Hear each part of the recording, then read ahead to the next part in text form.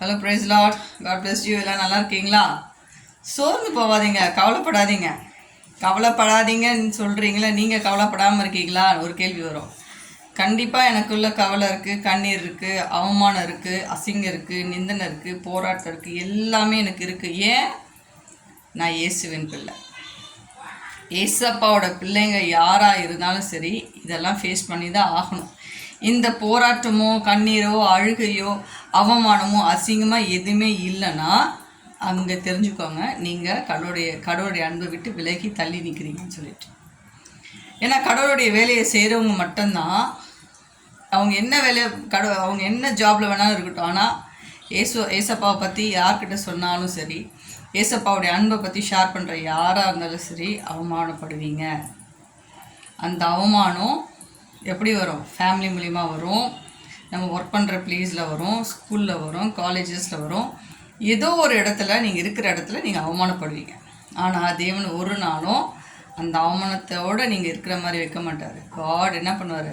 அவங்களுடைய வெட்கத்துக்கு பதிலாக இரட்டத்தனியான பலனை தேவன் உங்களுக்கு தருவார். ஒரு வசனம், அழகாக ஒரு வசனம், சங்கீதம் 95 ஒரு வசனம் இருக்குது. அவர்களோ குற்றமில்லாத ரத்தத்தை குற்றப்படுத்தி என்ன பண்ணுறாங்க? காயப்படுத்துகிறாங்களாம்.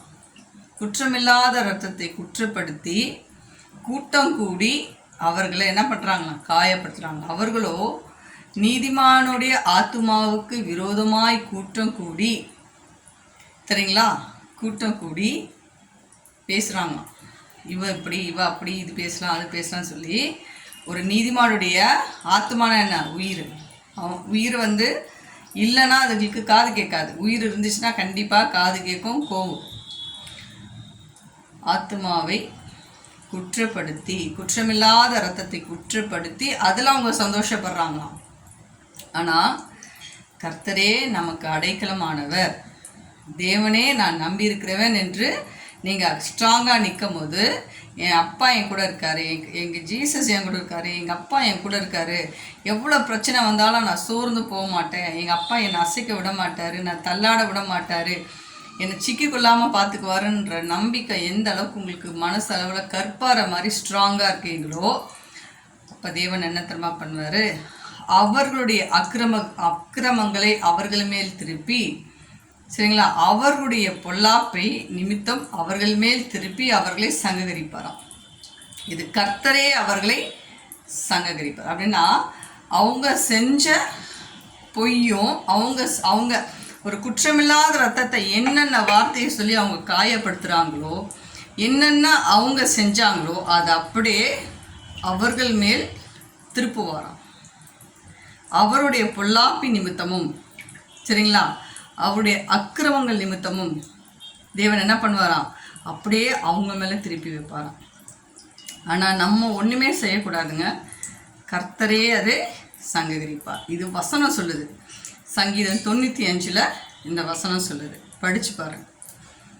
ஸோ யார் நீங்கள் எந்த சூழ்நிலையில் இருந்தாலும் சரி, உங்கள் வேலை, அவங்க ஃபேமிலி, நீங்கள் மற்றவர்களுக்கு ஊழியம் செய்கிறதோ இல்லை மற்றவங்களுக்கு ஹெல்ப் பண்ணுறதோ, உங்களுக்குன்னு கடவுள் கொடுத்துருக்கிற வேலையில் நீங்கள் கரெக்டாக இருந்து அவங்கள காயப்படுத்தினா, சரிங்களா, கர்த்தரே அவர்களை சங்ககரிப்பார். கடவுள் கடவுள் அவங்களை பனிஷ்மெண்ட் பண்ணுவார். கடவுளே உங்களை பனிஷ்மெண்ட் பண்ணுங்க, நம்ம கடவுளுக்கு ரூல் பண்ணக்கூடாது, சரிங்களா. நான் உனக்காய் யுத்தம் பண்ணுவேன், நீங்கள் சொன்னீங்களே நான் உனக்காய் யுத்தம் பண்ணுவேன்னு சொன்னீங்கல்ல, இப்போ எனக்காக போய் சண்டை போடுங்க அப்படிலாம் சொல்லவே கூடாது. கடவுள் என்ன பண்ணுவார்?